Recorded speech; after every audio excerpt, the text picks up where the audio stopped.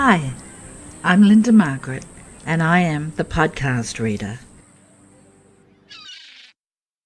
Now, we have come to the first-hand account in the strange case of Dr Jekyll and Mr Hyde, and from the very hand of Henry Jekyll himself.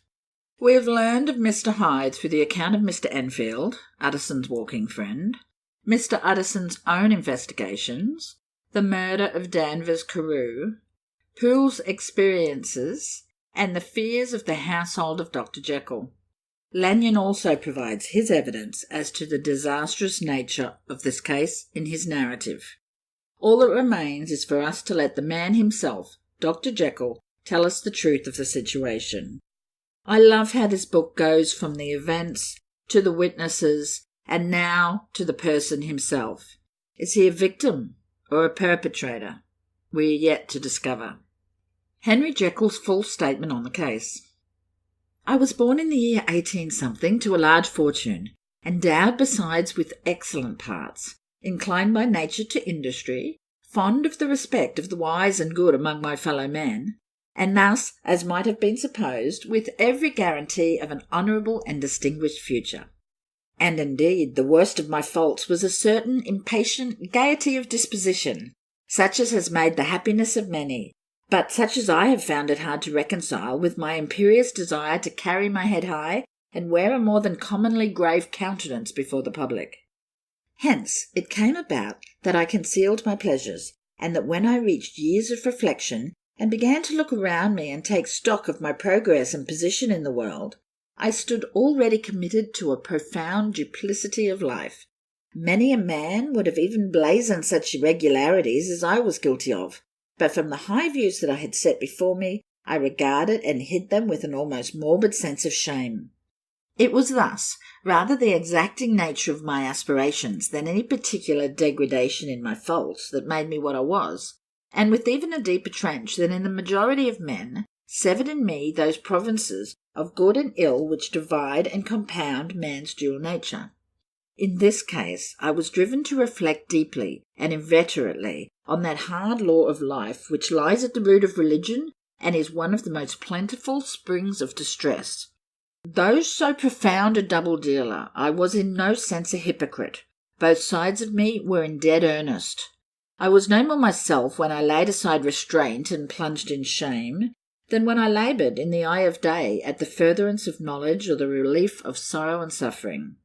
And it chanced that the direction of my scientific studies, which led wholly towards the mystic and the transcendental, reacted and shed a strong light on this consciousness of the perennial war among my members. With every day, and from both sides of my intelligence, the moral and the intellectual, I thus drew steadily nearer to that truth, by whose partial discovery I had been doomed to such a dreadful shipwreck, that man is not truly one, but truly two. I say two, because the state of my knowledge does not pass beyond that point. Others will follow, others will outstrip me on the same lines, and I hazard the guess that man will be ultimately known for a mere polity of multifarious, incongruous, and independent denizens. I, for my part, from the nature of my life, advanced infallibly in one direction and in one direction only. It was on the moral side, and in my own person, that I learned to recognize the thorough and primitive duality of man. I saw that, of the two natures that contended in the field of my consciousness, even if I could rightly be said to be either, it was only because I was radically both, and from an early date, even before the course of my scientific discoveries had begun to suggest the most naked possibility of such a miracle, I had learned to dwell with pleasure, as a beloved daydream, on the thought of the separation of these elements. If each, I told myself, could be housed in separate identities, life would be relieved of all that was unbearable, and unjust might go his way, delivered from the aspirations and remorse of his more upright twin, and the just could walk steadfastly and securely on his upward path, doing the good things in which he found his pleasure, and no longer exposed to disgrace and penitence by the hands of this extraneous evil. It was the curse of mankind that these incongruous faggots were thus bound together, that in the agonized womb of consciousness these polar twins should be continuously struggling. How, then, were they dissociated?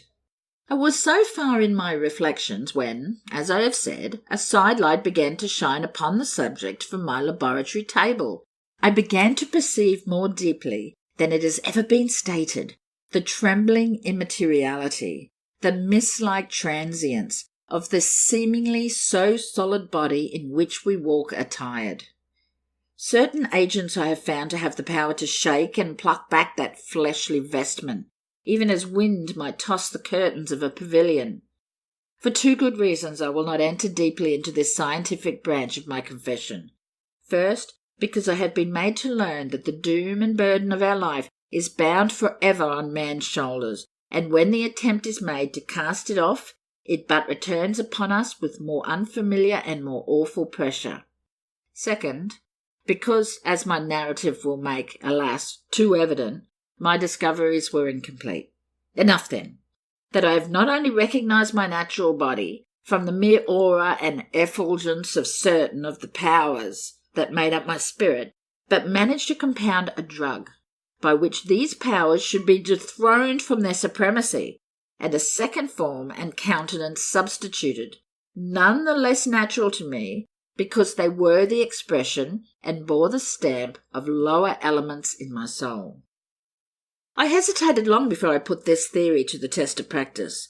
I knew well that I risked death, for any drug that so potently controlled and shook the very fortress of identity might, by the least scruple of an overdose, or at the least inopportunity in the moment of exhibition, utterly block out that immaterial tabernacle which I looked to it to change. But the temptation of a discovery so singular and profound at last overcame the suggestions of alarm. I had long since prepared my tincture. I purchased at once from a firm of wholesale chemists a large quantity of a particular salt, which I knew from my experiments to be the last ingredient required, and late one accursed night I compounded the elements, watched them boil and smoke together in the glass, and when the ebullition had subsided, with a strong glow of courage, drank off the potion. The most racking pain succeeded, a grinding in the bones, deadly nausea, and a horror of the spirit that cannot be exceeded at an hour of birth or death.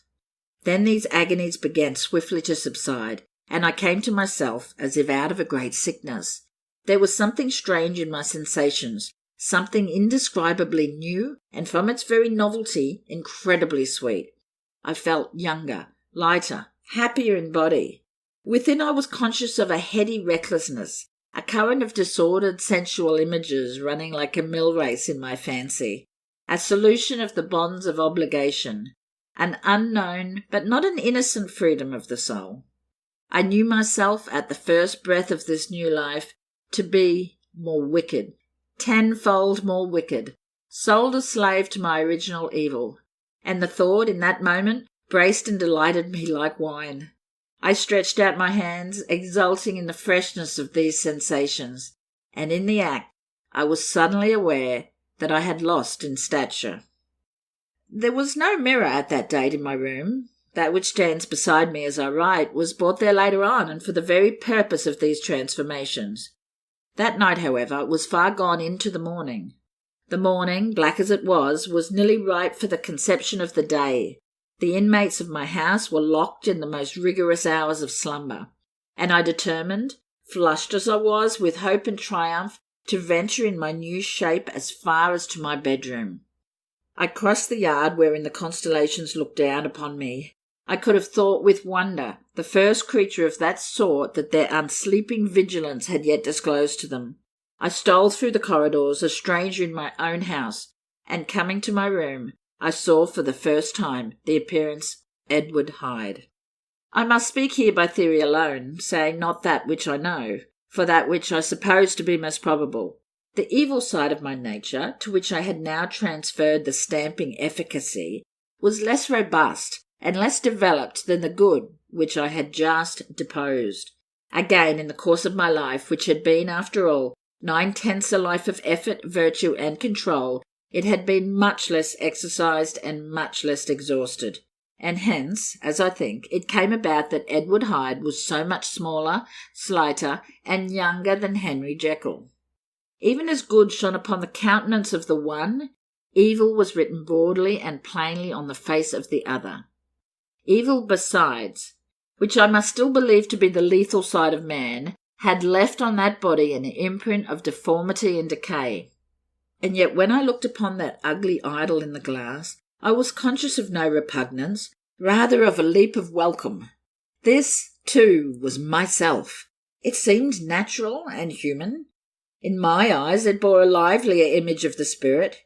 It seemed more express and single than the imperfect and divided countenance I had been hitherto accustomed to call mine. And in so far I was doubtless right. I have observed that when I wore the semblance of Edward Hyde, none could come near me at first without a visible misgiving of the flesh.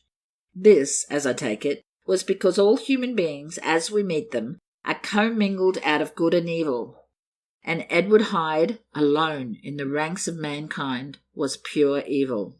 I lingered but a moment at the mirror. The second and conclusive experiment had yet to be attempted. It yet remained to be seen if I had lost my identity beyond redemption, and must flee before daylight from a house that was no longer mine. And hurrying back to my cabinet, I once more prepared and drank the cup, once more suffered the pangs of dissolution, and came to myself once more with the character, the stature, and the face of Henry Jekyll. That night I had come to the fatal crossroads. Had I approached my discovery in a more noble spirit, had I risked the experiment while under the empire of generous and pious aspirations, all must have been otherwise, and from these agonies of death and birth I have come forth an angel instead of a fiend. The drug had no discriminating action. It was neither diabolical nor divine, but shook the doors of the prison house of my disposition, and like the captives of Philippi, that which stood within ran forth. At that time my virtue slumbered. My evil, kept awake by ambition, was alert and swift to seize the occasion, and the thing that was projected was Edward Hyde. Hence, although I had now two characters as well as two appearances, one was wholly evil, and the other was still the old Henry Jekyll, that incongruous compound of whose reformation and improvement I had already learned to despair. The movement was thus wholly toward the worse. Even at that time, I had not conquered my aversions to the dryness of a life of study. I would still be merrily disposed at times, and as my pleasures were, to say the least, undignified, and I was not only well known and highly considered, but growing towards the elderly man, this incoherency of my life was daily growing more unwelcome. It was on this side that my new power tempted me, until I fell in slavery. I had but to drink the cup, to doff at once the body of the noted professor, and to assume like a thick cloak that of Edward Hyde. I smiled at the notion. It seemed to me at the time to be humorous, and I made my preparations with the most studious care. I took and furnished that house in Soho, to which Hyde was tracked by the police, and engaged as a housekeeper a creature whom I knew well to be silent and unscrupulous. On the other side, I announced to my servants that a Mr Hyde, whom I described, was to have full liberty and power about my house in the square, and to parry mishaps, I even called and made myself a familiar object, in my second character. I next drew up that will to which you so much objected, so that if anything befell me in the person of Dr Jekyll, I could enter on that of Edward Hyde without pecuniary loss. And thus fortified, as I supposed on every side, I began to profit by the strange immunities of my position. Men have before hired bravos to transact their crimes, while their own person and reputation sat under shelter. I was the first that ever did so for his pleasures. I was the first that could plod in the public eye with the load of genial respectability, and in a moment, like a schoolboy, strip off these lendings and spring headlong into a sea of liberty. But for me, in my impenetrable mantle, the safety was complete. Think of it, I did not even exist. Let me but escape into my laboratory door. Give me but a second or two to mix and swallow the draught that I had always standing ready, and whatever he had done, Edward Hyde would pass away like a stain of breath upon a mirror, and there, in his stead, quietly at home, trimming the midnight lamp in his study, a man who could afford to laugh at suspicion, would be Henry Jekyll. The pleasures which I made haste to seek in my disguise were, as I said, undignified. I would scarce use a harder term. But in the hands of Edward Hyde they soon began to turn toward the monstrous. When I would come back from these excursions, I was often plunged into a kind of wonder at my vicarious depravity. This familiar that I called out of my own soul and sent forth alone to do his good pleasure was a being inherently malign and villainous, his every act and thought centred on self, drinking pleasure with bestial avidity from any degree of torture to another, restless like a man of stone. Henry Jekyll stood at times aghast before the acts of Edward Hyde, but the situation was apart from ordinary laws, and insidiously relaxed the grasp of conscience. It was Hyde, after all, and Hyde alone, that was guilty. Jekyll was no worse. He woke again to his good qualities, seemingly unimpaired. He would even make haste, where it was possible, to undo the evil done by Hyde, and thus his conscience slumbered. We are going to stop just there, in the full statement from Henry Jekyll. This is about 1/3 of his account, and I think it's a good place to pause. We now know for a fact what we have perhaps suspected, that Dr. Henry Jekyll and Mr. Edward Hyde are the same man.